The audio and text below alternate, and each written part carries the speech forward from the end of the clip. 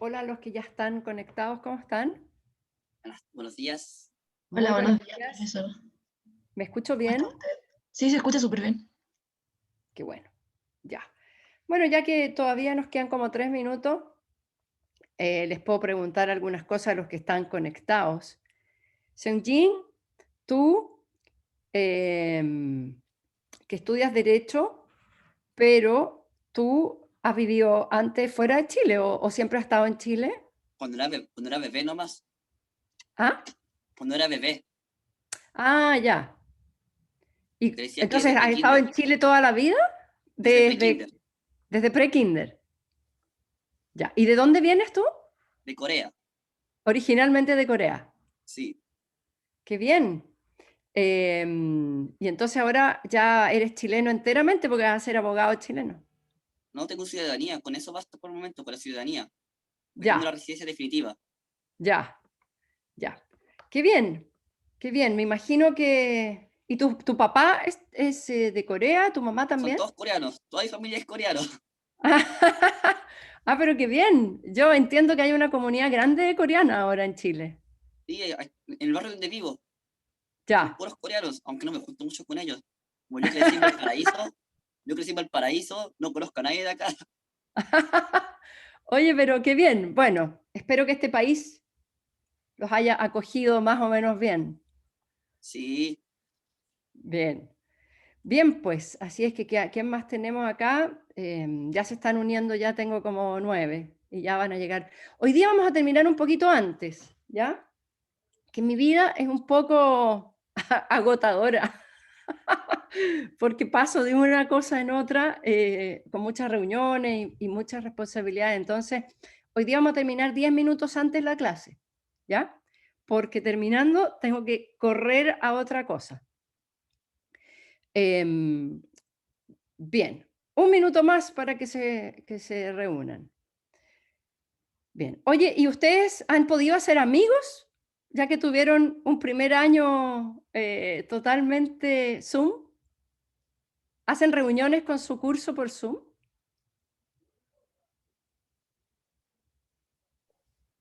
Lorenzo, ¿te pudiste hacer amigo el año pasado? No, la verdad. En algunos trabajos uno conversa con los compañeros, pero así hacer amigos, amigos, la verdad, ninguno. Oye, deberían hacer alguna cosa para solucionar eso, porque parte de la universidad es hacer amigos. Probablemente los amigos que después te van a acompañar en el resto de tu vida, ¿ya? Porque uno se queda con unos pocos del colegio, pero hace grandes amigos en la U. Así que ustedes deberían tener algo, un WhatsApp, o alguien debería organizar un encuentro así, por ejemplo, todos los alumnos del excelente curso de Derecho Internacional con la profesora Fuente y juntarse después de las clases, pero en onda social. ¿Ah? Deberían hacerlo. Algo, algo. Bien, pues, listo ya, 9:50, podemos partir. Bueno, queridos estudiantes, estamos viendo tratados. Veo que ya ahora ya no conectan sus cámaras ustedes, ¿ah? Yo estaba tan feliz de que todos estaban con sus cámaras prendidas. Capaz que se estén levantando más tarde y ahora, como están en pijama, no quieren prender la pantalla. Así es que bueno, los que puedan, prendan sus pantallas porque es muy loco hacer una clase y ver puros nombres. Para mí es como raro, ¿ya? Así que los que puedan, prendan su pantalla. Bien, la clase pasada que fue ayer, yo creo que ustedes se deben haber quedado con esta, espero, con esta idea de que en derecho internacional podríamos decir la intensidad normativa o la intensidad con que los estados se llegan a obligar cubre un amplio espectro. Entonces, nosotros estamos viendo tratados y cuando uno ve tratados, obviamente que ve que un estado se ha obligado con otro y que la intensidad de esa obligación es alta, eh, porque es una obligación jurídicamente vinculante y también es exigible. Sin embargo, en todo este espectro, nos podemos ir moviendo hacia instancias de menos intensidad normativa. Y allí yo les mostraba o les hablaba de las resoluciones de organizaciones internacionales, particularmente las de la Asamblea General. Y uno se concentra en la Asamblea General porque la Asamblea General tiene una competencia muy amplia. De hecho, en la Asamblea General se pueden llevar todos los temas que interesen a los estados de diversa índole. Y en la Asamblea General se adoptan resoluciones, y esas resoluciones se caracterizan por no ser jurídicamente vinculantes. Entonces tienen una naturaleza jurídica de recomendación. Entonces uno podría decir, bueno, son meros saludos a la bandera, porque no obligan. Sin embargo, en derecho internacional, todo lo que los estados hacen tiene consecuencias. Todo. Es decir, en un mundo como el sistema jurídico internacional, donde no hay un órgano legislativo central y donde las normas se pueden formar por la conducta de los estados, es obvio entonces que todo lo que los estados hacen tiene ciertas consecuencias jurídicas en el sistema, pero de distinto índole normativo, de distinto fuerza normativa. Y las resoluciones de la Asamblea, si bien son recomendaciones, cumplen un rol muy importante como una muestra, una demostración de la práctica de los estados, porque los estados votan. Y ese voto para aprobar una resolución tiene significancia internacional. Por eso que las resoluciones cumplen un rol bastante importante en la creación de costumbre. Y por eso ayer yo les dije, claro, hay que mirarlas, pero hay que mirarlas con cuidado.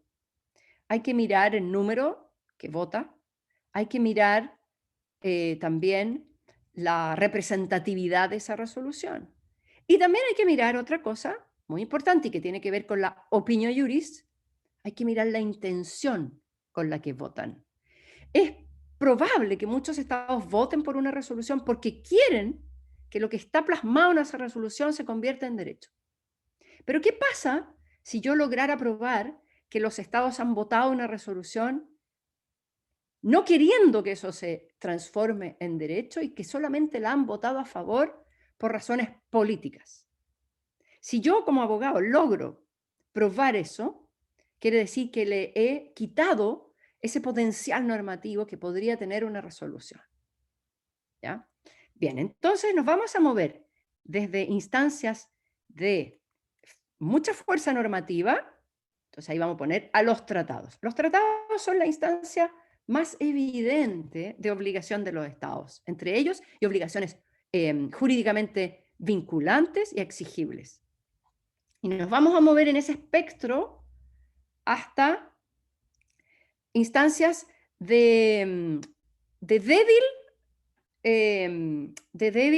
potencial normativo, pero o de débil exigibilidad más que potencial normativo, porque las resoluciones pueden llegar a ser muy importantes para la costumbre. Entonces, de débil normatividad. Y ahí vamos a poner a las resoluciones de organizaciones internacionales. En derecho internacional hoy día, esto que yo les estoy explicando se ha modificado un poco el lenguaje con el cual uno explica las normas en derecho internacional, y entonces hoy día se usa un cierto lenguaje y se dice, ok, los tratados, que son como el ejemplo típico de una obligación fuerte en derecho internacional, un sentido normativo muy claro, a eso se le llama hard law, derecho duro. Y a las resoluciones de la Asamblea General u otras resoluciones de organizaciones internacionales que en sí mismos no son jurídicamente vinculantes, se les ha llamado hoy día, y este es el lenguaje que ustedes deben manejar porque se usa mucho, se le llama soft law. Derecho blando. Y van a escuchar mucho cuando en la literatura esto del soft law, y van a hacerse conferencias sobre el soft law y de que el soft law en verdad, si bien es derecho blando, es muy relevante. Y claro que es relevante en un sistema jurídico donde no hay legislador central, porque está esta como inercia y estas ganas de tener más normas. Entonces el soft law se convierte en como el cajón desastre para todas aquellas instancias normativas que no llegan a convertirse en hard law. ¿Ya? Y el soft law como que se va potenciando entre ellos, y eventualmente a partir del soft law, como también es prueba de práctica de los estados, pueden surgir reglas de derecho consuetudinario. Y el derecho consuetudinario lo vamos a poner igual en la lista de los hard law, porque una costumbre es tan fuertemente normativa y vinculante como un tratado. Lo que pasa es que probarlo va a ser un poquito más difícil, y vamos a ver también que ha tenido un periodo de creación para llegar a cristalizar esa práctica en costumbre. Así que este es el lenguaje en el que nos vamos a empezar a mover. El curso tiene por objetivo que ustedes aprendan este lenguaje del derecho internacional, que es muy distinto al lenguaje del derecho doméstico. Bien, vamos a ver ahora, concentrémonos de nuevo en los tratados. Y ya vimos que la Convención de Viena, que es en sí misma es un tratado. Es el tratado que regula a los tratados. Esta Convención de Viena tiene una definición de tratado, que es una definición, vamos a decir, más restringida que el concepto de tratado amplio con el que nos vamos a encontrar en la vida del derecho internacional. Es restringida porque solamente se aplica a los tratados entre estados y solamente se aplica la convención a los tratados por escrito. Pero aquí en el mundo internacional tenemos que aceptar que haya tratados consensuales, es decir, que no están por escrito, y también tratados entre sujetos de derecho internacional que no son estados, por ejemplo, organizaciones internacionales. Las reglas de los tratados, o necesitamos en el sistema internacional, necesitamos reglas que se apliquen a todos los tratados. Y probablemente vamos a tener que ir a buscar reglas al derecho consuetudinario. Pero el valor que tiene la Convención de Viena es que es un intento codificador. Y para todos los estados que son parte, Chile es parte de esta convención. Ratificó en el año 81. Para todos los estados que son parte, todas las reglas de la convención se aplica cualquier tratado vinculante para ellos. Y para los estados que no son parte, que hay muchos en el mundo que todavía no han ratificado la Convención de Viena, porque probablemente hay algunas normas que no les gustan, para todos los que no son parte, se le aplicarán reglas que están en la Convención de Viena, siempre que esas reglas puedan serles aplicables como costumbre. Por eso es tan interesante e importante poder distinguir en el articulado de la Convención, poder distinguir las reglas que son codificación de las reglas que son desarrollo progresivo. Porque para aplicarle reglas a terceros estados que no son parte de la Convención de Viena, yo solamente les puedo aplicar las que ya son codificación de costumbre, no así las que son desarrollo progresivo. Pero ahí ustedes me podrían interrumpir y me podrían decir, ah, pero profesora, la Convención de Viena fue negociada el 69. Y entonces, la convención en sí misma es un ejemplo de práctica del año 69. Y estamos en el año 2021. Entonces ha pasado harto tiempo, han pasado 52 años. En esos 52 años, a lo mejor algunas reglas que están en la convención eran desarrollo progresivo al año 69. Pero en 52 años, a lo mejor algunas de ellas han también cristalizado en costumbre por la práctica ulterior de los estados. Y eso también lo tenemos que reconocer. Entonces, en la Convención de Viena vamos a encontrar a lo mejor 3 tipos de normas. Normas codificadas al año 69, normas de desarrollo progresivo al año 69, y dentro de esas normas de desarrollo progresivo del año 69, algunas de estos guarizapos también saltaron del charco y se convirtieron en sapos. Y hoy día son costumbre también. ¿Ya? Así es que Ese es como el análisis que uno tiene que hacer de la Convención de Viena cuando quiere, sobre todo cuando uno quiere aplicársela a estados que no son parte. Bien, vamos ahora a revisar cómo se negocia un tratado. Porque esta convención intenta regular muchas cosas. Entonces, veamos qué dice sobre cómo se negocia un tratado. Y lo que surge de esta convención de Viena es que es muy importante un personaje al que le vamos a llamar el o la negociadora. Alguien tiene que representar al Estado y negociar los tratados. Entonces la pregunta es, ¿quién? Y la respuesta es, bueno, alguien que esté mandatado realmente por el Estado para negociar el tratado. Por lo tanto, esta pregunta, ¿quién negocia?, es una pregunta que nos va a responder normalmente el derecho doméstico del Estado. Vamos a tener que ir a mirar las normas, por ejemplo, si yo quiero saber quién negocia los tratados por Chile, bueno, esa es una respuesta que la va a dar el derecho chileno. El derecho chileno determinará cómo se va a elegir, cómo se va a nominar, cómo se va a mandatar a la persona que va a ir a negociar un tratado.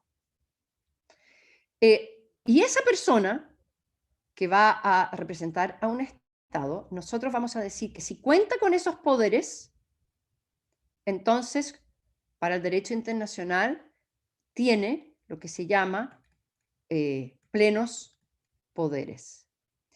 Esta persona tiene que ser capaz de demostrarle a sus contrapartes internacionales que es la persona mandatada para negociar un tratado. Y para eso tiene que mostrar sus poderes. De hecho, los plenos poderes son un documento, normalmente. Un documento que va a estar firmado por el representante del Estado bajo el derecho nacional y que va a mandatar a alguien a que represente al Estado. ¿Ok?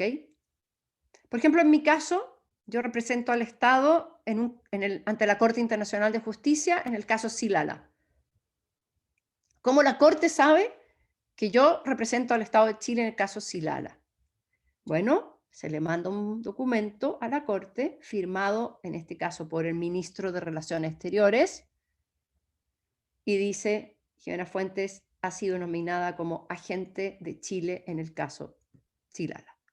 Entonces yo tengo ese poder, ¿ven ustedes? Un papelito que dice, soy representante. En el caso de la negociación de los tratados es lo mismo. El derecho internacional, en todo caso, asume que ciertas personas, por su cargo, tienen plenos poderes por el cargo. Entonces el derecho internacional dice, bueno, hay ciertos cargos que tienen que ver con la representación del Estado en el ámbito internacional, así que vamos a asumir que esos cargos para el derecho internacional tienen los plenos poderes. Y por eso el artículo 7 dice quiénes son esas personas. Y lo vamos a leer. Dice, para la adopción o la autenticación del texto de un tratado o para manifestar su consentimiento, el consentimiento del Estado en obligarse por un tratado, se considerará que una persona representa un Estado A, si presenta los adecuados plenos poderes, esto que les conté, o B, si se deduce de la práctica seguida por los estados interesados o de otras circunstancias que la intención de esos estados ha sido considerar a esa persona representante del Estado para esos efectos y prescindir de la presentación de los plenos poderes. O sea, podría ser que en la práctica siempre vemos que llega aquí una persona que dice soy representante de Chile y así es considerado por el resto y de alguna manera eso se ha transformado en un hecho público y notorio y ya, lo vamos a asumir que es el representante del Estado, nunca el Estado le ha quitado el piso a esta persona, ok. 2, y esto es lo que me importa, en virtud de sus funciones y sin tener que presentar plenos poderes, se considerará que representan a su Estado. A, los jefes de Estado, los jefes de gobierno y ministros de Relaciones Exteriores, para la ejecución de todos los actos relativos a la celebración de un tratado. Así es que una persona que es ministro de Relaciones Exteriores, presidente, primer ministro, no tiene que mostrar plenos poderes. El derecho internacional asume que esa persona representa al Estado. B. Los jefes de misión diplomática para la adopción del texto de un tratado entre el Estado acreditante y el Estado ante el cual se encuentran acreditados. Los jefes de misión diplomática son normalmente los embajadores. Pero a veces hay países que no tienen un embajador, porque ese embajador no está, bueno, y asume como el segundo de la embajada. Entonces puede haber un encargado de negocios de un país que no tiene, por ejemplo, relaciones diplomáticas con otro Estado. O en el caso de Chile, donde no existen relaciones diplomáticas con Bolivia, porque esas relaciones diplomáticas han sido rotas hace bastante tiempo. En el año 78 es la última vez que se rompieron las relaciones diplomáticas con Bolivia. No tenemos entonces un embajador en Bolivia, pero tenemos una representación en Bolivia. Y ese representante es el cónsul general. Se llama cónsul general de Chile en Bolivia. Lo mismo Bolivia acá en Chile. Entonces, esta persona que va a ser el jefe de misión, eventualmente se asume, o sea, podría suscribir tratados con ese Estado y entonces se asume que por su cargo tiene plenos poderes. Pero ojo, solo para los tratados con el país donde está acreditado. En cambio, el presidente es con cualquier país. Y en tercer lugar, los representantes acreditados por los estados ante una conferencia internacional o ante una organización internacional o uno de sus órganos para la adopción del texto de un tratado en tal conferencia, organización u órgano. Entonces, un representante de Chile en la ONU, por ejemplo, el embajador de Chile, jefe de la misión diplomática de Chile ante la ONU, podría entonces asumirse que tiene plenos poderes para suscribir tratados que se negocian en el seno de esta organización, sin tener que mostrar un papelito. Bien, si se dan cuenta, todas estas personas forman parte, en la estructura interna del Estado, forman parte del poder ejecutivo. ¿Y por qué esto? Bueno, históricamente, los que representan al Estado en su plano externo, es decir, en el plano internacional, son los poderes ejecutivos. Eso es algo que uno puede ver. No hay casos en que, o no muchos casos, la verdad hay casos, pero no muchos casos, de estados que sean representados por algún otro poder del Estado. En tiempos normales, ¿eh? Porque hay veces que ocurren conmociones internas, que se destruye un gobierno en un país y de repente asume el presidente de la Corte Suprema, por ejemplo. O asume el presidente del Poder Legislativo porque, por ejemplo, se puso una bomba en el gobierno y murieron todos los miembros del Poder Ejecutivo. Pudiera ser en situaciones extremas como esa. Pero la normalidad es los poderes ejecutivos representan al Estado en la esfera externa. Esto, recuérdenlo, porque esto genera después varios problemas en la esfera interna. En cuanto a preguntas como si el derecho internacional puede regular situaciones en el derecho interno, porque una de las cosas que se podría decir es, bueno, pero es que las normas del derecho internacional, después de todo, han sido normas dadas por, o en las que ha participado el Ejecutivo. Entonces, ¿por qué yo le voy a dar a esas normas efectos normativos domésticos cuando en principio los ejecutivos no tienen poder legislativo en el plano doméstico? Entonces, son temas que vamos a ver después cuando veamos la relación del derecho internacional con el derecho interno. Bien, poderes ejecutivos. Eso es lo tradicional. Sin embargo, también sabemos que en el mundo, sobre todo en el paradigma moderno, en el cual el paradigma moderno de formas políticas de los estados señala que hay muchos países y de hecho este es como el ideal. El ideal es la democracia representativa. Entonces, tenemos muchos países cuyo régimen de gobierno es la democracia representativa. También tenemos muchos otros países que no tienen este esquema, ¿verdad? Y todavía hay países donde hay monarquías. Es más, y monarquías algunas bien absolutas. De hecho, algunos dicen que la mayoría de los estados no son democráticos, ¿ya? Pero el paradigma ideal es la democracia representativa. Y además porque como el derecho internacional además es un derecho bien aristocrático y ustedes ven que los que tienen más poder e influencia son países del mundo occidental, europeo y Estados Unidos y, ¿verdad? Y Canadá, y esos son los países que tienen poder, y también países en Oceanía, pero que de alguna manera son los herederos de un pasado colonial, como es Australia, Nueva Zelanda, etc. Entonces, el régimen ideal parece ser democracia representativa. Y muchos tienen este régimen, a pesar de que otros muchos son, qué sé yo, monarquías o dictaduras o donde no hay mucha democracia.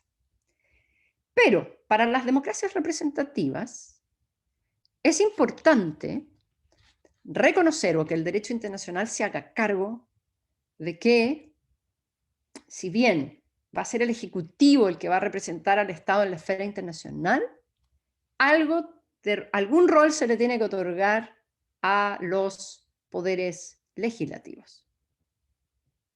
Después de todo, estamos haciendo normas y estamos obligando al Estado internacionalmente.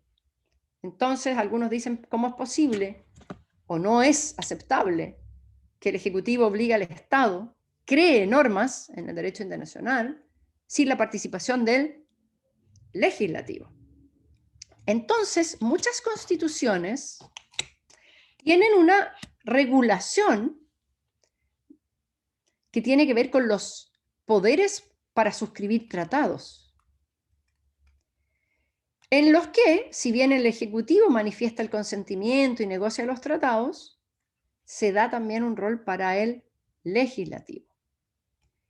Por ejemplo, en Chile, si ustedes miran la Constitución actualmente vigente, la Constitución del 80 modificada del 2005, ustedes podrían mirar el artículo 54 de la Constitución. Y en el artículo 54 de la Constitución se señala que, si bien es el Ejecutivo el que manifiesta el consentimiento de Chile, antes de que el Ejecutivo pueda manifestar ese consentimiento por regla general, los tratados deben ser aprobados por el legislativo, por el Congreso. Y ese tipo de norma, la verdad, la tienen muchos estados en sus constituciones.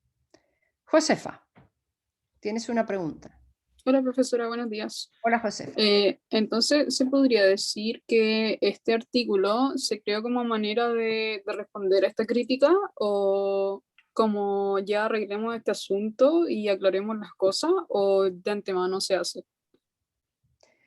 Lo que pasa es que la Convención de Viena fue hecha por los mismos estados que tienen sus constituciones. Por lo tanto, ellos necesitaban que la Convención de Viena fuera una convención que diera lugar y que estuviera en coordinación, podríamos decirlo, con la distribución de poderes constitucionales realizadas por las constituciones en cuanto a la representación del Estado en la esfera externa. Por eso, entonces, el sistema que tiene la Convención de Viena es un sistema ad hoc, es un sistema útil y es un sistema, podríamos decir, coherente con la distribución de poderes internamente en los estados. Entonces, por eso dice, ok, hay un representante, ese representante es el que constitucionalmente es el representante del Estado. Ahora, vista la práctica, dice la Convención de Viena, yo veo que en todos los estados, el jefe de Estado, el jefe de gobierno y los jefes de misión y los representantes en organizaciones internacionales, todos tienen plenos poderes, entonces asumo que los tienen. Para el resto les voy a pedir el papelito que se llama plenos poderes. Y también asumo que muchos países, a pesar de que no todos somos democráticos en el derecho internacional, pero los países que importan, eso no es que lo que yo quiera decir, ¿ya? Eso es lo que probablemente pensaron los europeos que estaban sentados en Viena, y Estados Unidos, y etcétera. Dijeron, oye, en todos los países modernos que tenemos sistemas democráticos representativos, mi constitución me exige que antes de poder manifestar el consentimiento, y a pesar de que fue el Ejecutivo el que negoció, me exige como Ejecutivo llevar en algún momento ese tratado al Congreso. No puede ser que yo haga estos actos jurídicos que se llaman tratados de espaldas completamente al Poder Legislativo. Y bien, eso es lo que se contiene en esta Convención de Viena. En el fondo, se reconoce que hay una etapa de negociación, pero se reconoce que un tiempo después, no sé, mucho después, pero que luego va a venir una etapa de manifestación del consentimiento. ¿Ya? Y que entre medio tiene que haber un periodo en que le permitamos al Ejecutivo de los países democráticos llevarle ese tratado al Congreso, llevarlo al legislativo, para que este legislativo cumpla el rol que probablemente tiene previsto en su Constitución. Como nosotros. La Constitución chilena dice que no se pueden ratificar tratados sin la aprobación previa del Congreso. Entonces, el presidente negocia, el Ejecutivo negocia, y antes de que el Ejecutivo pueda manifestar el consentimiento, porque es el Ejecutivo el que, como representa al Estado en la esfera internacional, el que va a manifestar el consentimiento, antes nuestra Constitución prevé una etapa donde el tratado ingresa al Congreso y se tienen que pronunciar ambas cámaras, tanto la Cámara de Diputados y Diputadas como el Senado. Deberíamos ponerle Senado y Senada, porque ven que ahora la Cámara de Diputados se llama Cámara de Diputados y Diputadas.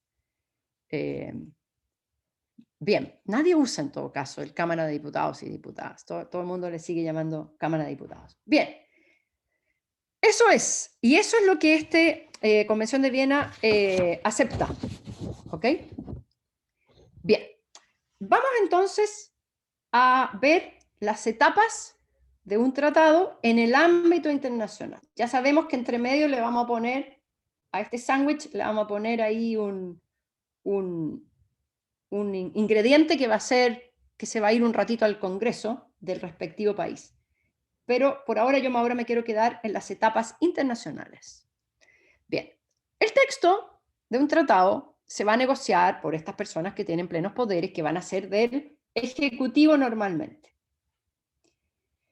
Hay una razón práctica para que sea el Ejecutivo, porque es muy difícil negociar un tratado con todos los congresos de todos los países, porque los congresos son bastante, y se espera que los congresos sean bastante representativos de distintas fuerzas políticas en los países. Entonces se hace como bien imposible tener una sola voz, y el Estado necesita una sola voz para negociar sus tratados. Tal vez por eso también hay una razón práctica para que sean los ejecutivos. Aunque la razón es más histórica. Los ejecutivos antes eran quienes tenían todo el poder del Estado, entonces, cuando no había democracia. Entonces, como lo obvio que el rey era el que negociaba, el príncipe era el que negociaba, el dictador de turno era el que negociaba.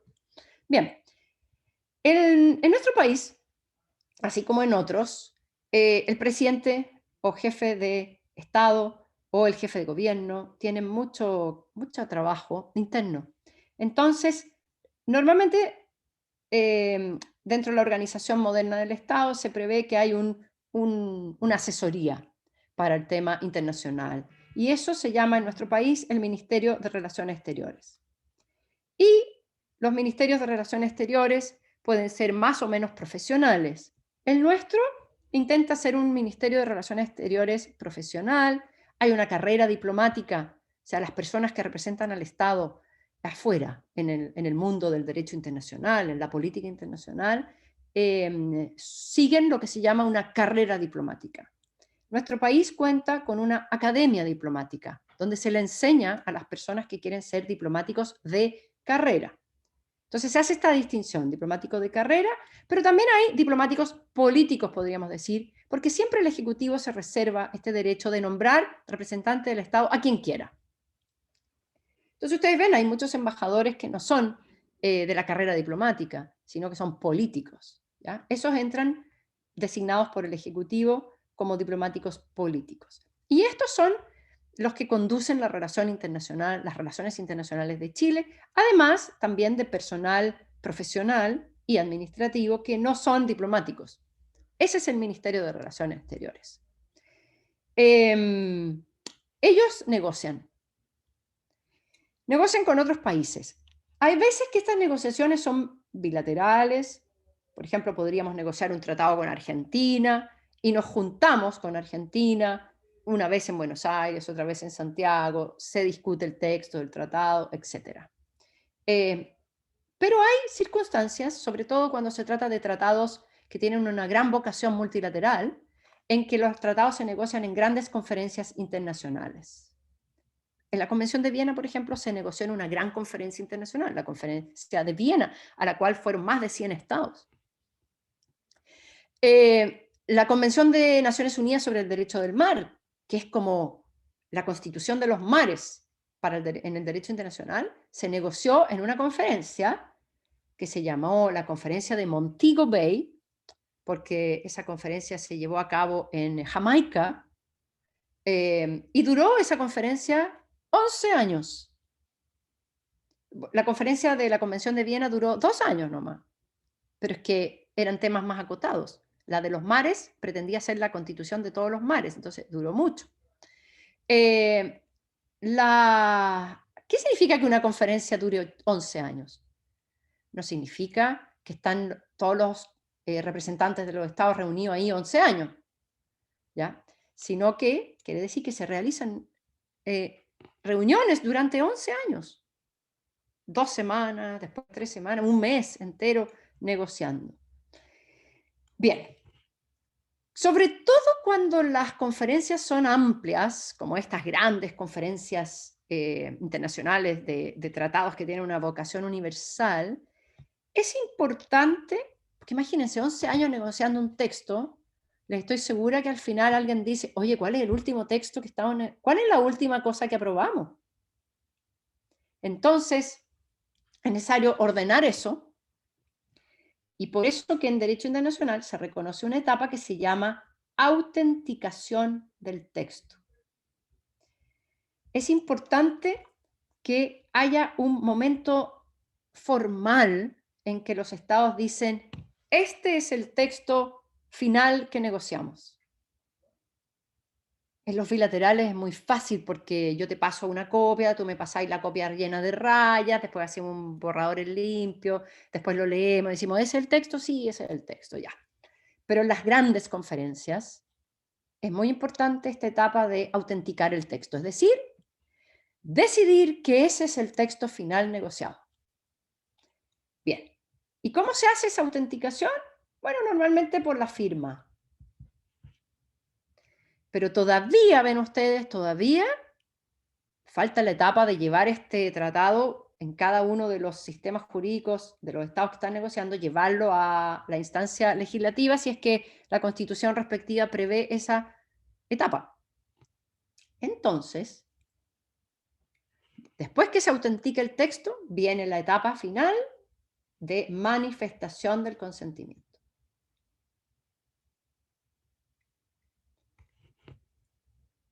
Para permitir que los estados puedan llevar el tratado a sus respectivos poderes legislativos.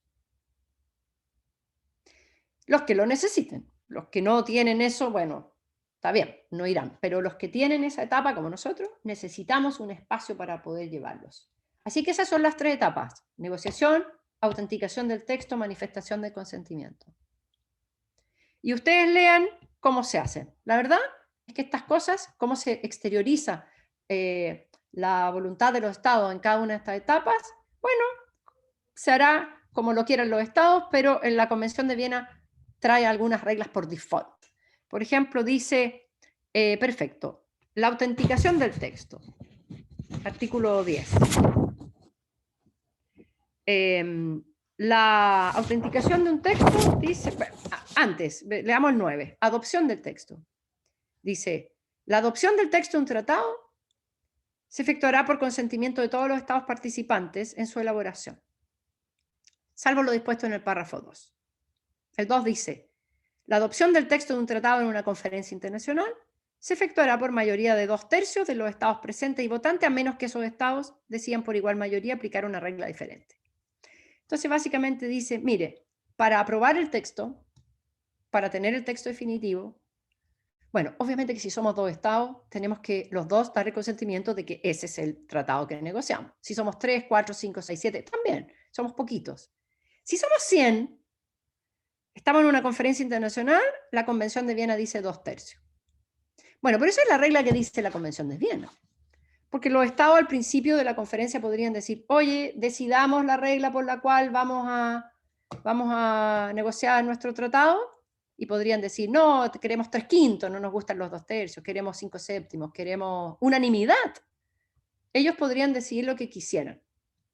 Y ahí dice que eso se decide por 2/3, pero la verdad es que ahí yo me podría realmente preguntar si esa regla es costumbre o no. ¿Por qué una regla de 2/3 va a ser costumbre? Probablemente esto es totalmente desarrollo progresivo. Y probablemente los estados podrán tomar y serán bien libres para decidir cómo quieren negociar su tratado. 2/3. De ahí les voy a decir más cosas de los 2/3 porque a veces son problemáticos esos 2/3 en una conferencia internacional. Pero luego, el artículo 10 dice cómo se autentica el texto. ¿Cómo autentico que ese es el texto negociado? Y la verdad es que la regla dice, mire, por cualquier medio que elijan los estados negociantes, y si no eligen ningún procedimiento en específico, va a ser la firma. O la firma ad referéndum, eso es la firma, pero le tengo que consultar a mi jefe, al ministro, al presidente, ¿ya?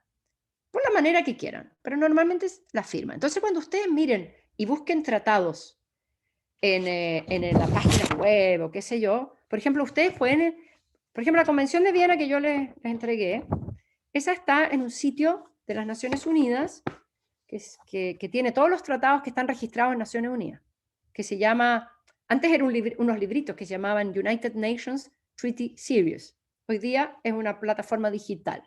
Si ustedes entran a la plataforma digital, van a encontrar el texto y también van a encontrar, por ejemplo, todos los estados que han ratificado, pero antes de eso van a encontrar también todos los estados que firmaron. Los que firmaron quieren decir que aprobaron el texto. Pero ojo, todavía no han manifestado su consentimiento. Es como Alemania cuando firmó la Convención de Ginebra de Plataforma Continental. Firmó, pero no manifestó el consentimiento porque ese iba a ser una etapa posterior. Paulina, tú tienes una pregunta. Sí, es que cuando estaba leyendo esta parte de la convención, habla en una parte del consentimiento manifestado mediante el canje, y no entendí qué era el canje. Ya, es que no te adelantes todavía, porque todavía estoy en la autenticación del texto, ¿ya? Bien, autenticamos el texto. Una vez que se autenticó el texto, ahora los poderes ejecutivos pueden decir, listo, negociamos este tratado, pero yo no puedo manifestar el consentimiento porque mi constitución me exige que yo vaya y le pregunte a el legislativo si le gusta este tratado o no. Como yo soy de Chile, tengo que llevar esto al Congreso. Entonces, pesco el texto, está firmado, y lo ingreso por oficina de partes al Congreso. Y pasa lo que tenga que pasar en el Congreso. Si tengo la aprobación, ahora estoy en condiciones de poder ratificar, de manifestar el consentimiento de Chile por obligarse por este tratado. Y la Convención de Viena regula cómo se manifiesta el consentimiento. Y ahí viene. Artículo 11. Formas de manifestación del consentimiento en obligarse por un tratado. El consentimiento de un Estado en obligarse por un tratado podrá manifestarse mediante la firma, o sea, otra firma, pero ahora es una firma que manifiesta el consentimiento. El canje de instrumentos que constituyan el tratado. Entonces esta es como una ceremonia muy bonita, que yo llevo mi tratado que está firmado, Presidenta de la República Jimena Fuentes, ¿ya? Y tiene le vamos a poner color, entonces le vamos a poner un sello y unas tiritas. Han visto que los tratados son muy bonitos porque están en papel así como de cartón, bonito, tienen unos sellos, le podemos poner unas tiritas aquí de una cinta, que se vea bonito. Con un lápiz conmemorativo. Obvio, no un lápiz white chaga como este, ¿ya? Sino que un lápiz bonito, se firma, chac, chac, y el canje de instrumentos. Toma, yo te doy mi instrumento, tú me das el mío, ceremonia. Bien, manifestamos el consentimiento. También puede ser la ratificación, súper así ya, sin toda esta parafernalia. Entonces yo mando un documento a quien hemos designado como el ente que va a recibir las ratificaciones. Hay veces en los tratados multilaterales que se designa un Estado como el que recibe, el depositario de todas las ratificaciones. Entonces le mandamos este documento y le decimos, ahí está mi ratificación. Perfecto. Esa es la manera de manifestar el consentimiento. Pero, la verdad, los estados pueden decidir cualquier medio para manifestar el consentimiento. Así es que la firma, el canje de instrumentos que constituyen el tratado, la ratificación, la aceptación, la aprobación, la adhesión. Distintas maneras. De hecho, los tratados donde ya ocurrieron todas estas ceremonias, pero yo ya llegué tarde. Por ejemplo, la Convención de Viena es bien vieja ya, entonces ya juntó hartas ratificaciones. Supongamos que yo soy un Estado que hoy día no soy parte de la Convención de Viena, pero quiero hacerme parte. Entonces, tengo que manifestar el consentimiento. A eso, como yo soy uno que llega tarde, estoy llegando el año 2021, y la convención es del año 69, ahí me voy a llamar, lo que yo voy a hacer al manifestar el consentimiento se va a llamar adhesión. Ok, pero son nombres. Lo importante es que estoy manifestando el consentimiento. Y ustedes léanse el otro artículo sobre el tema de manifestar el consentimiento y estos distintos momentos, ¿ya? Ahora, hay tratados que permiten que la manifestación del consentimiento se haga en el mismo momento de la adopción del texto. O sea, se saltan la etapa de... No es que se salten, sino que se saltan esta distinción entre autenticación del texto y manifestación de consentimiento. Muchos tratados se hacen así y al final dicen, mire, por ejemplo, negociamos un tratado con Argentina. Listo, lo negociamos, nos juntamos en Buenos Aires, estuvimos todo el día encerrados y finalmente tenemos un texto y decimos, este es el tratado, este es el acuerdo. Y lo firmamos. Y al final le ponemos, este tratado, se entiende manifestado el consentimiento de los estados por la sola firma, en este mismo momento. Entonces allí la firma del representante del Estado va a cumplir dos objetivos: autenticación del texto y manifestación del consentimiento. Le vamos a llamar un tratado simple. ¿Ya? Para usar un lenguaje más técnico, a veces se les llama acuerdos en forma simplificada o tratados no solemnes. Ya, pónganle el nombre que ustedes quieran.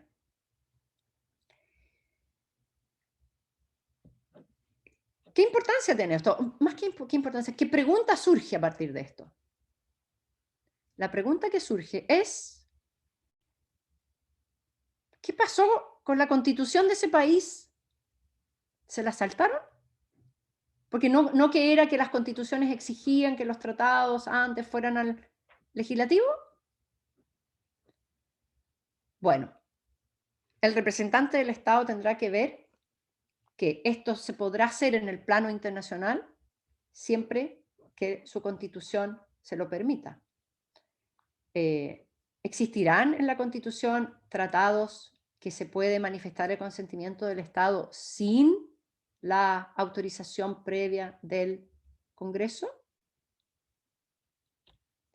Entonces, por ejemplo, en Estados Unidos, la Constitución permite estos acuerdos y se llaman Executive Agreements, acuerdos del Ejecutivo donde no es necesario ir al Congreso. ¿Y Chile? Sí, también, porque nosotros siempre miramos a Estados Unidos. Entonces, mirando a Estados Unidos, también creamos nuestros Executive Agreements. Y se llaman acuerdos en forma simplificada. No es el nombre, no tienen un nombre oficial en la Constitución. Nosotros le hemos puesto en la doctrina, le hemos puesto acuerdo en forma simplificada también. No van al Congreso. Y están regulados en el artículo 54 de la Constitución. Bien.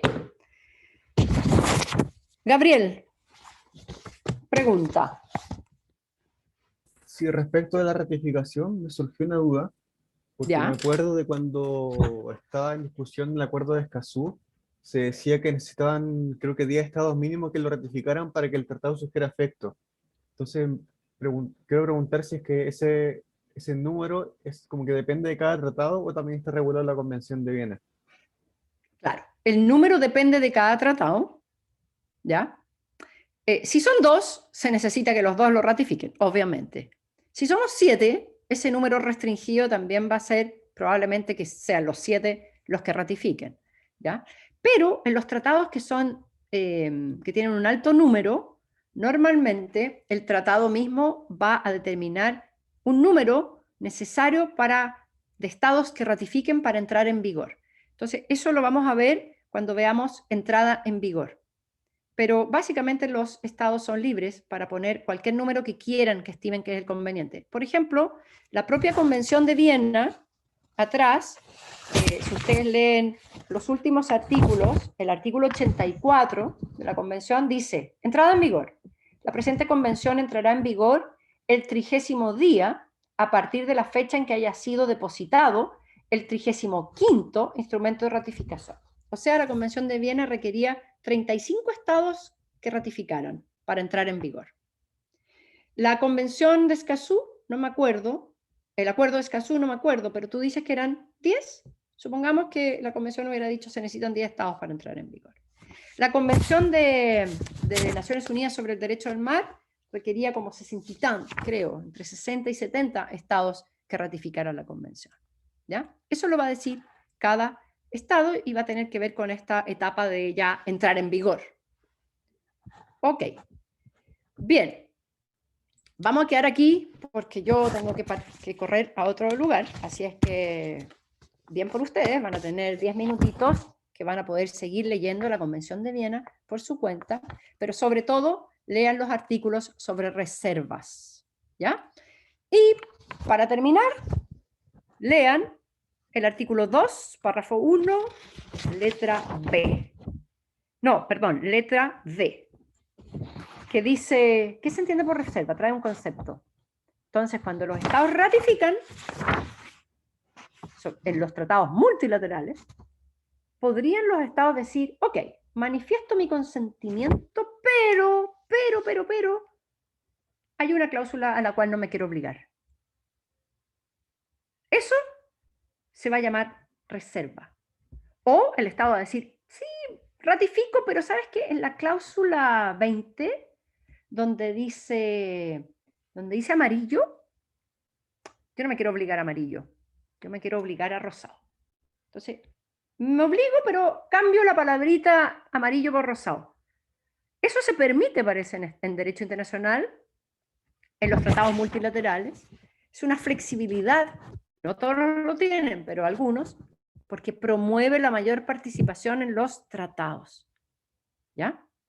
Y me interesa mucho que veamos el régimen de reservas, y luego que analicemos ese régimen de reservas en tratados de derecho humano. Entonces, por ahora, necesito que ustedes estudien el régimen de reservas general, para todo tipo de tratados. Y eso está en los artículos 19 a 23. ¿Ok? Del 19 al 23, léanlo para la clase el viernes. Y léanse los artículos sobre reservas y tratados de derechos humanos. ¿Ok? Bien. Nos vemos el viernes. Que estén muy bien. Que tengan un buen día. Chao. Chao, profesora, profe, gracias. gracias. Esté bien. Gracias. Sí.